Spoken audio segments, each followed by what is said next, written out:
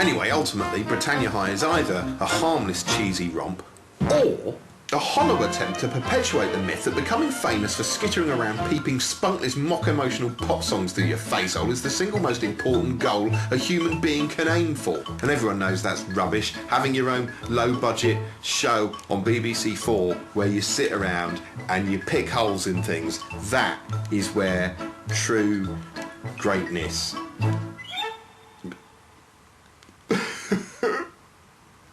And now never let it be said that this is not a cultural show. It is, and to prove it, here's the first of our regular poetry slot thing from Tim Key, the poet. I fucked that up. So this is my first poem. It's about the whole furore, Russell Brand and Jonathan Ross, and the overreaction. Hello, Mr. Bwires. I was just phoning to thank you for all the joy you've given over the years. From ever-decreasing circles, this is Wassy on the phone. And this bit is not made clear, so I'll just say that now. From ever-decreasing circles right through to the good life and your cameo in Frankenstein. My heartfelt thanks, and also Wassell's, and also the nation's. Wassell sat cross-legged in the corner, not having sex, and typing a gushing email to Wonnie Corbett, and in general being well behaved. The producer, the young producer who was caught up in this turmoil, continued to knit June Whitfield a scarf. Do I call Broadbent? Wassy fawned. Bland cross-faded into the next track. Yes, said he. Yes, the media watchdog echoed. Call Broadbent, call Salis, call Sue Bloody Pollard, call Twigger, call the bloody lot. Wassy ran a manicured hand through his silken locks and psyched himself up. And he called the next national treasure on his list. All imagined. That was an imagined one. The world as we know it might seem pretty stable, but it's got an unfortunate habit of changing in the click of an eye. Why, only this time yesterday we were all cruising along on the crest of an economic boom wave type thing. Houses were worth an average of £10 trillion, pricey high-tech gadgets were ours for the taking, and we thought bleeding nothing of shelling out 350 quid for a punnet of organic strawberries to feed to our cosseted and disgusting little offspring. Yes, literally everyone was absolutely loaded. Well, everyone apart from a few million poor people we like to belittle and demonise. Things was good. And then we woke up. Having brought the world's banking system to the very brink of collapse, the credit crunch is now threatening whole countries. Yes, because it turns out that was all a dream. Rather than an engine powering our prosperity and aspirations, the stock market was actually nothing but a bunch of silly made-up numbers floating in a bowl of dream juice. Suddenly we're all paupers and it's very, very, very, very, very, very, very, very sad. The financial situation is so grim that even contestants on the depressing Scrabble for Pennies auction show Cash in the Attic are moved to bloody tears when their goods sell for more than they bargained for. £410.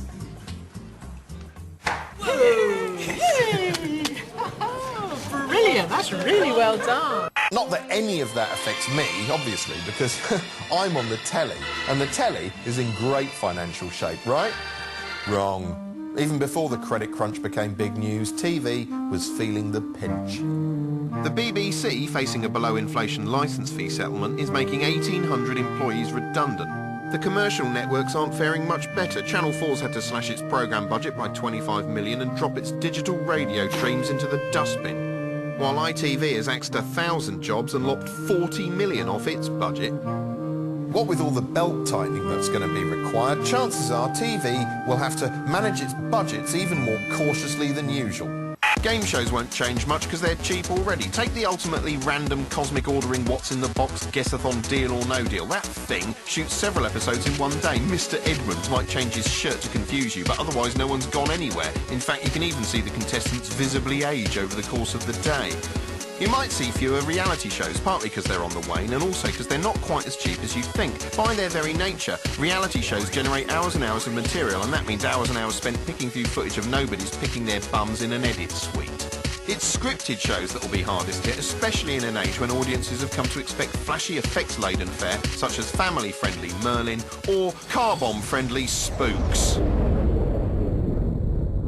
Just to get even a basic scene shot, you're going to have to pay makeup artists, costume people, lighting and sound departments, set designers, people overseeing props and set dressings, location managers, a director, an assistant director, that's the person who actually shouts action most of the time, a director of photography, a cameraman, camera loaders, a focus puller, a gaffer, a best boy, and some sparks, that lot, basically, the electricians, a producer, a continuity brain, a catering truck, and some runners, and, of course, the actual bloody cast. Add that lot up across the course of an 8-week shoot, and before you know it, you're gazing in horror at a massive bloody bill.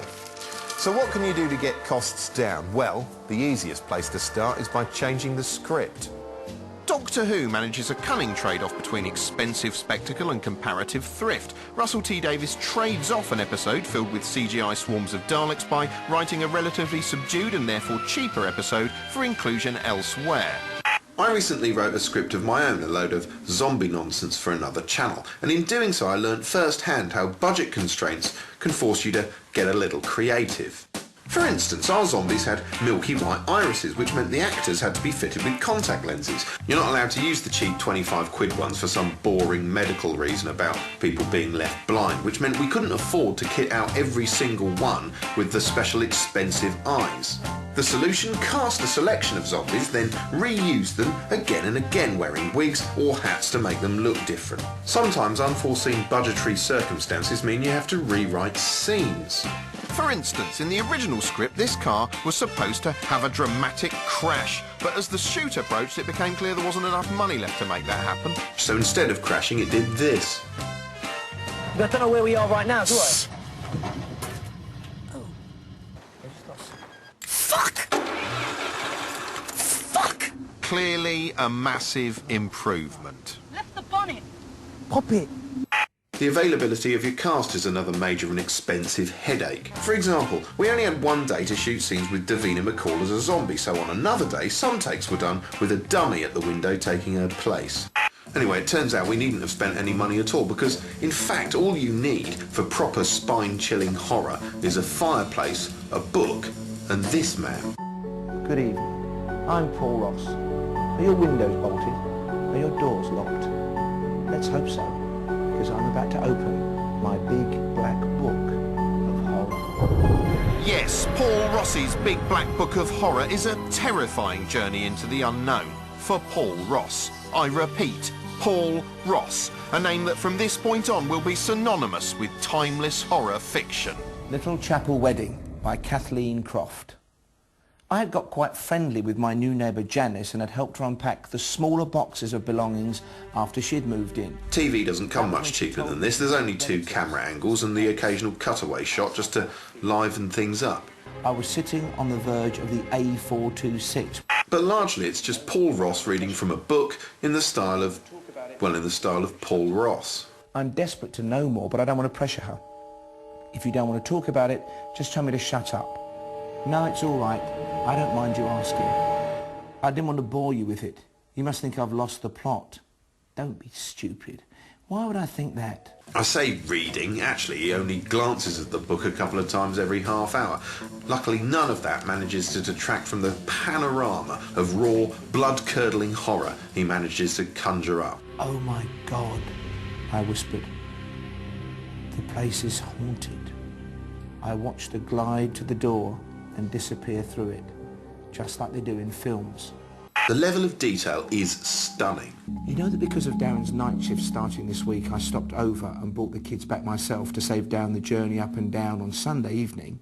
Yes, you stayed in that little bed and breakfast on the Mumbles, the one Harry and I and the kids went to last year. Well, on the Saturday morning, I walked round the village, but there was nothing much open. The seaside doesn't have a lot going for it in late October. There's even more detail when it comes to describing the clothes. So the ladies were all wearing little hats tilted forwards over one eye, and their dresses were knee-length in a sort of flowery silk crepe de chine. And oh, you should have seen their shoes. But I can't see them. Paint a picture with words, Paul. Cuban heels, very heavy and sensible. They all wore white gloves and carried little pouch handbags. What about the bridesmaids? Just one bridesmaid, wearing a very shabby puff-sleeve dress in turquoise taffeta. The skirt had a narrow band of ruche inset just above the frilled hemline. I think this story was written by Gok Wan. The stories seem to have a lot of common themes. For instance, most of the time, Ross is playing a woman, which I warn you, can be powerfully erotic. To a girl raised in a neat little pre-war semi, 1589 East Willow Street, Cedar Bend, Iowa, was a dream come true. Oh, Mac, I sighed as we stepped over the threshold. Yeah? You're crazy about it, aren't you? I nodded and hurled myself into his arms. Then what? We'd better make an offer then, he said, and kissed me slowly and thoroughly. Oh, don't stop talking, Paul. And of course, like all good horror stories, they build to a truly terrifying climax. This experience has made me realise how much I still love Darren and that I should never have left him. So I rang him last night to see if he feels the same, and he does. The long and short of all this is, I'm going back to Wales, to Darren. More from my big black book of horror after this. Anyway, God knows what they were thinking when they made this. I mean, seriously, who the hell's going to tune in just to watch some unattractive, increasingly paunchy and irrelevant TV presenter just sitting around on his own in his house, just talking and talking and talking?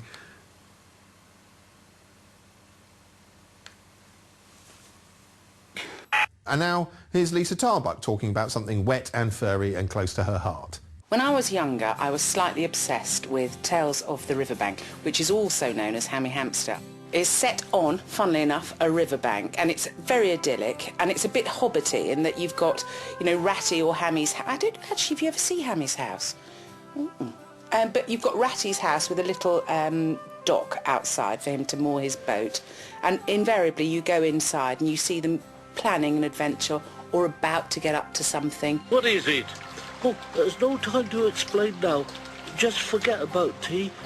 We're going to GP's. I think the main thrust of Tales of the Riverbank, there is an educational bit underneath, and it's mainly Hammy's got to learn something. Are they building a gate? Or a fence?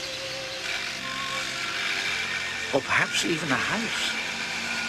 I think I am partial to the slightly careless scenes where they put the boys in, you know, plastic no-engine jeeps or remote control ones. How the hell they got them to stay in there?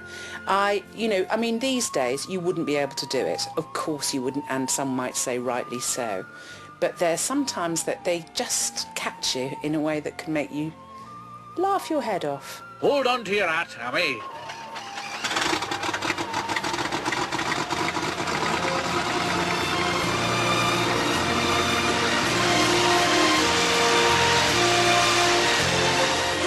Things like that onto those animals. I don't want to think about how they did it, but there's a particular shot of GP in a top hat on a sort of like a funny angle while he's being a photographer. That's just a little bit of magic. I think Hammy is my favourite character because he's a shy, retiring boy and a lot of questions to ask. Why don't we have a picnic? It was a dream of mine to maybe take him to Windsor Castle and let him loose in Queen Mary's doll's house. I hope I was a child when I watched this and I wasn't actually 17 or something. A bit obsessed and weird. Oh no, that's all we've got time for this week on Screenwipe. And now, because we could do with some free publicity, here's a special offensive version of our end credits in case any of you feel like complaining to Ofcom. Please do. Good night.